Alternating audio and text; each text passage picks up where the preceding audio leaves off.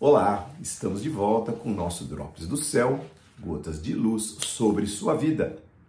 Hoje vamos estudar um assunto bastante importante que são as nossas posturas de fé diante da adversidade. E para isso eu escolhi um texto aqui de grande adversidade que está lá em 2 Reis capítulo 6. Vamos aprender com esse texto da palavra de Deus. Versículo 24 em diante. Diz assim a palavra de Deus: Algum tempo depois, o rei da Síria cercou Samaria, a capital do reino de Israel. Como resultado, houve grande fome na cidade.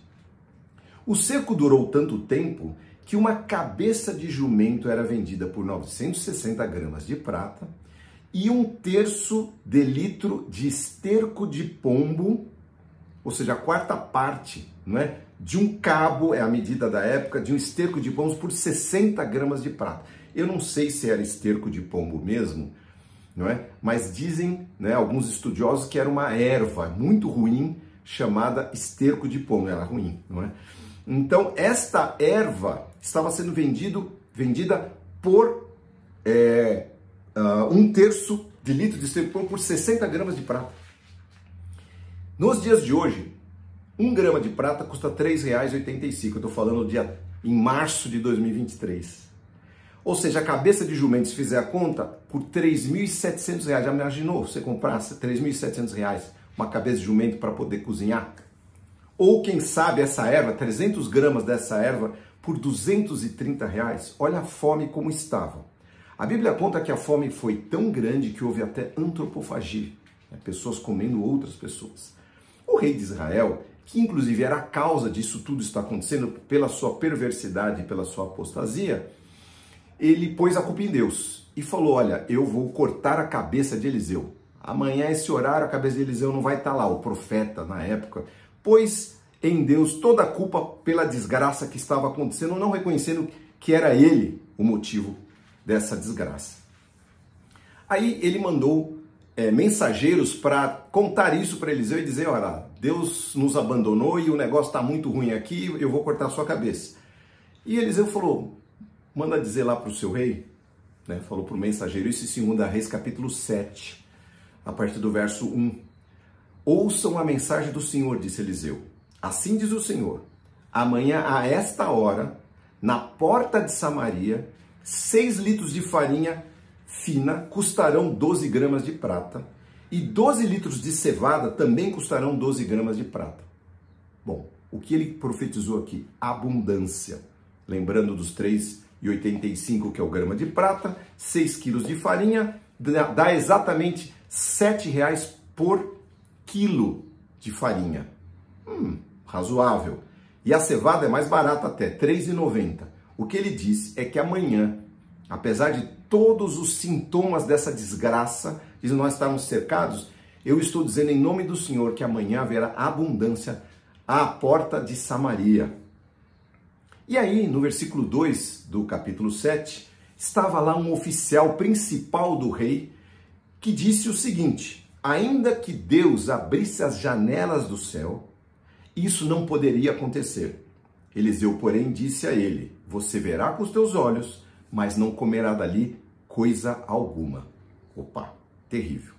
Vamos ver a continuação a partir do verso 3. E aqui tem uma história bonita, uma história longa. Havia à porta da cidade 4 leprosos sentados. Vejam que eles nem eram considerados povo. E eles estavam lá fora.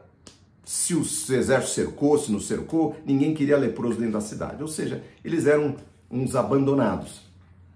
E eles falaram entre eles: por que vamos ficar sentados aqui, esperando a morte? Perguntaram uns aos outros. Morreremos de fome se ficarmos aqui, mas também morreremos de fome se entrarmos na cidade, pois lá não há alimento algum. Vamos sair, vamos nos render ao exército sírio. Se eles nos deixarem viver, melhor, mas se nos matarem, de qualquer maneira, teríamos morrido. Ao anoitecer, partiram para o acampamento dos sírios. Quando chegaram às extremidades do acampamento, viram que não havia ninguém ali, pois o Senhor havia feito o exército sírio ouvir um ruído de carros de guerra e o galope de cavalos e os sons de um grande exército que se aproximara. Disseram uns aos outros, os sírios: O rei de Israel deve ter contratado mercenários hititas e egípcios para nos atacarem. Por isso fugiram abandonando suas tendas, cavalos, jumentos e tudo mais, e correram para salvar a vida. Quando os leprosos chegaram às extremidades do acampamento, foram de uma tenda a outra comendo e bebendo. Pegaram a prata, pegaram o ouro, as roupas que encontraram e foram escondendo tudo. Por fim disseram uns aos outros: rapaz, isso aqui não está certo. Este é um dia de boas notícias e nós não contamos isso para ninguém. Se esperarmos até amanhã, podemos ser castigados. Venham, vamos voltar e dar as notícias ao palácio. Voltaram para a cidade, relataram aos guardas do portão o que havia acontecido. O rei então disse aos seus oficiais: eu vou explicar para vocês o que aconteceu. Os sírios sabem que estamos morrendo de fome, por isso deixaram o acampamento e se esconderam nos campos. Estão à nossa espera para nos capturar com vida e conquistar a cidade quando sairmos. E um dos seus oficiais disse: bom, vamos enviar espiões para ver. Eles podem usar os 5 cavalos que sobraram na cidade. E assim prepararam 2 carros de guerra com cavalos que sobraram para ver o que havia acontecido no acampamento sírio. Foram até o Rio Jordão, seguindo o rastro de roupas e equipamentos que os sírios haviam abandonado na sua fuga desabalada e desesperada. Os espiões voltaram e contaram tudo ao rei. Então o povo correu e saqueou o acampamento sírio. E de fato, naquele dia, diz a palavra, 6 litros de farinha fina foram vendidos por apenas 12 gramas de prata e 12 litros de cevada também foram vendidos por apenas 12 gramas de prata, como o Senhor tinha dito. O rei colocou aquele oficial, seu principal oficial, para controlar o movimento da porta da cidade, mas ele foi derrubado, pisoteado e morto quando a multidão correu para fora. Tudo aconteceu, portanto, conforme o homem de Deus tinha dito quando o rei foi à sua casa. O homem de Deus disse: amanhã, a esta hora, à porta de Samaria, 6 litros de farinha fina custarão apenas 12 gramas de prata e 12 litros de cevada também custarão apenas 12 gramas de prata. O oficial do rei havia respondido: ainda que o Senhor abrisse janelas no céu, isso não poderia acontecer. E o homem tinha dito isto: você verá com os próprios olhos, mas não comerá coisa alguma. E assim aconteceu, pois ele foi pisoteado pelo povo à porta da cidade e morreu. Meus queridos, todos nós estamos sujeitos a provas terríveis na vida. No caso, Samaria passou por essa prova terrível, não é? A gente sabe pelo contexto que havia uma apostasia de Deus, eles buscaram outros deuses, estavam longe do Deus vivo. Mas que lições nós podemos tirar? Lições de fé que nós podemos tirar desse episódio. Há muitas lições aqui, mas vamos tirar lições de fé. Primeiro, postura do rei. O rei ressentido, sabedor que ele era o culpado daquilo, pôs a culpa nos outros. A culpa é do Eliseu, a culpa é de Deus, a culpa é do povo. Então, a primeira postura de fé que nós vemos aqui é uma postura negativa, não é? Que o Senhor nos conceda corações ensináveis, corações humildes, para que possamos ouvir a voz de Deus naqueles caminhos que estiverem errados, para quando nós passarmos por situações assim, nós possamos reconhecer o nosso erro, nossas culpas, nossas faltas, e possamos ser perdoados pelo nosso Deus. Ele é misericordioso, sua misericórdia não tem fim, ele é bondoso e perdoador, mas a nossa postura de fé define como eu vou encarar uma situação em que eu sei, Deus já me avisou, não é? Ele já telegrafou, meu querido, mude os seus caminhos, não é? E a gente vai vivendo a vida como se nada tivesse acontecendo. E Deus está nos avisando cada vez de maneira mais forte. Você sabe o que eu estou dizendo? Deus, ele usa a nossa consciência, usa situações, usa casos para nos alertar de uma posição que não está de acordo com o que o Senhor quer para nós e é para o nosso bem, porque a vontade de Deus é sempre boa, perfeita e agradável. A segunda postura é do oficial. Neste caso, não importa a nossa posição social ou econômica, quem nós somos, quem deixamos de ser. O que importa é que quando a palavra de Deus ela é expressa, nós devemos ser humildes para ouvi-la, não é? E muitas vezes nossas mentes são muito racionais. Eu sou assim, eu tenho uma mente muito racional. Tenho dificuldades de crer naquilo que é sobrenatural e que não está debaixo da lógica humana. não é? É o caso desse oficial, ele falou, cara, nem que abrissem as janelas do céu. Nessa fome que nós estamos passando, vai ter essa farinha e essa cevada barata. Não vai dar, não tem jeito, não vai acontecer. Essa é uma postura comum em todos nós, não é? Em que nós olhamos e falamos, cara, não adianta, isso aí é conversa, não tem, Deus está falando, mas não vai acontecer. Então, esta é uma miopia espiritual que gera uma incredulidade que nos impede de desfrutar daquilo que o Senhor tem para nós, não é? Que Deus nos livre dessa incredulidade, queridos, né? Que nos impedirá justamente de desfrutarmos do seu livramento, do seu socorro, da sua guarda, da sua abundância, da bênção que está ao nosso lado, está acontecendo e nós não estamos vendo ou não estamos participando ou não participaremos. Sabe por quê? Porque o nosso coração virou um coração de pedra, travado, fechado. Então, veja bem, olha a sua atitude diante dessas situações de adversidade. Mas você pode também ser alguém que não esteja uma carta fora do baralho, não é? Você pode ser um como esse leproso, que assim sabe da sua chaga, sabe que não tem chance aqui, não tem chance lá, não é?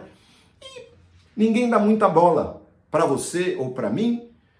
De repente, nós podemos olhar humildemente para aquela situação e dizer, bom, se eu crer e não acontecer, ok. Mas e se eu crer e acontecer? Por que não crer? Por que não ouvir a voz de Deus, não é? Para desfrutarmos aquilo que o Senhor tem, as suas riquezas benditas do seu reino, não é? E assim como aqueles leprosos, vamos atrás, vamos ver o que Deus tem para nós, vamos dar a Deus o crédito de fazer o seu sobrenatural, porque nós não somos nada, nós não enxergamos nada. O que nós temos para entregar? O que aquele oficial poderia fazer? O que aquele rei poderia fazer? Eles não podiam fazer nada, estavam numa situação que não estava no seu controle, em suas mãos para fazer. E eles fizeram certo. Vamos lá e vamos ver. Se acontecer, aconteceu. E foram. E aquela fé abençoou aqueles leprosos que, inclusive, tinham uma consciência super acurada, né? Porque falaram, bom, nós estamos aqui, rapaz, usufruindo disso aqui, por que não avisar os outros? E essa é a mensagem do Evangelho. O que é o Evangelho? Boas novas para os outros que nós recebemos. E se a gente ficar aqui parado, ninguém vai ouvir. Então, o que nós vamos fazer? Vamos repartir aquilo que o Senhor fez tão bondosamente para nós, leprosos, que não tínhamos direito a nada, não merecemos nada. Assim foi o que o Senhor fez e assim Ele pede que a gente faça. Eu quero destacar mais 2 pontos importantes, não é? A operação de Deus aqui. O Senhor Jesus é o Deus Todo-Poderoso, soberano sobre tempo, espaço, céus e terra, sobre toda a sua criação. Ele é o Senhor dos exércitos, Ele batalha, Ele guerreia as nossas batalhas. Ele produziu um ruído de carros de guerra e galope de cavalos e sons de um grande exército no ouvido dos sírios para que os caras fossem confundidos.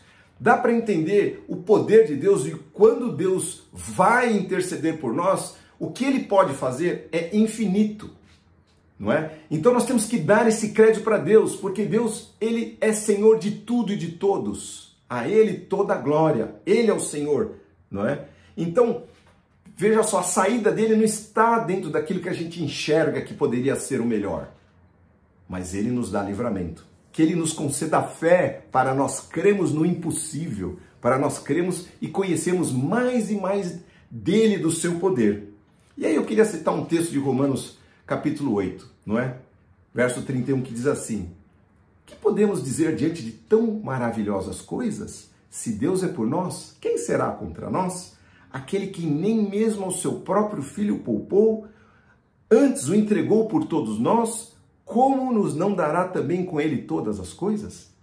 Ou seja, queridos, Deus já provou o seu amor por nós, pelo fato de Cristo ter morrido por nós, sendo nós ainda leprosos e pecadores. Ele já agiu, ele já vem em nosso socorro, e ele diz, ande comigo, cada dia, não é? E você vai ver a glória de Deus se manifestar. Então, queridos, que o Senhor nos dê uma postura, essa postura de andar com Deus, de saber que o dia de amanhã pertence a Ele. Hoje façamos o melhor, hoje andemos diante do Senhor, mesmo com os exércitos cercando a nossa casa, a nossa vida, com situações terríveis ao nosso redor, que possamos dar a Deus o crédito da nossa fé, porque dele vem, inclusive, essa fé, essa chama de fé no nosso coração, né? Ele é autor e consumador da fé.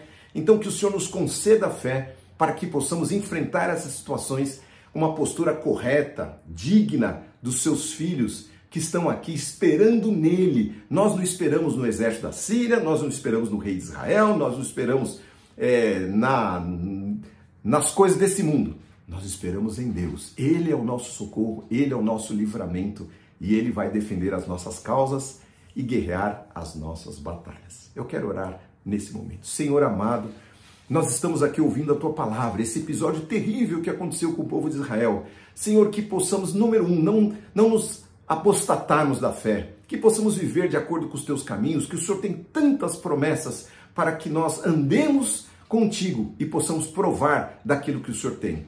E Senhor, quando acontecer situações, porque vão acontecer, Pai, e essas situações são provas para a nossa vida, que possamos não ter essa atitude do rei de colocar a culpa nos outros, de dizer que não sabe do que se trata, e de nos omitirmos e de sairmos queimando o nome de Deus por aí, não.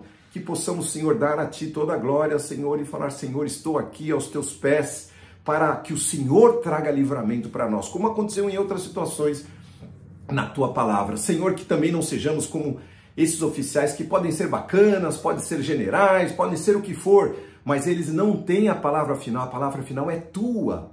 Senhor, e ainda que eles digam, não, isso não pode acontecer, Pai, as janelas do céu se abrem sim para aqueles que estão aos Teus pés, Senhor, aqueles que realmente creem. Então dá-nos um coração, Senhor, ensinável como destes 4 jovens que foram lá, não tinham nada para oferecer, nem para Ti, nem para o reino que eles estavam, mas de repente eles foram o canal de bênção para aquela nação, Senhor. Que possamos ser assim aos Teus pés, andarmos à Tua luz, Senhor, e possamos provar do Teu amor, da Tua abundância, da Tua bênção, Senhor, e que saibamos que o Senhor é o Deus Todo-Poderoso, que está ao nosso lado, Senhor, e que guerreia as nossas batalhas com armas tremendas, Senhor. Tu tens o melhor para nós e nós entregamos então nossas vidas aos Teus pés para que o Senhor venha e nos receba, Senhor, pela Tua graça e pela Tua misericórdia. Muito obrigado, Senhor, por tudo que o Senhor é e tem feito por nós, em nome de Jesus. Amém. Amém, queridos. Que Deus abençoe a sua vida, que te dê uma semana vitoriosa e que, se você gostou, se inscreva no nosso canal. Toda semana sai uma palavra para edificação. E se você curtiu, curta lá. Se você tem alguma observação, alguma dúvida, coloque ali também. Não esqueça de apertar o sininho para receber a próxima e que Deus continue te abençoar com os drops do céu, gotas de luz, sobre sua vida. Amém.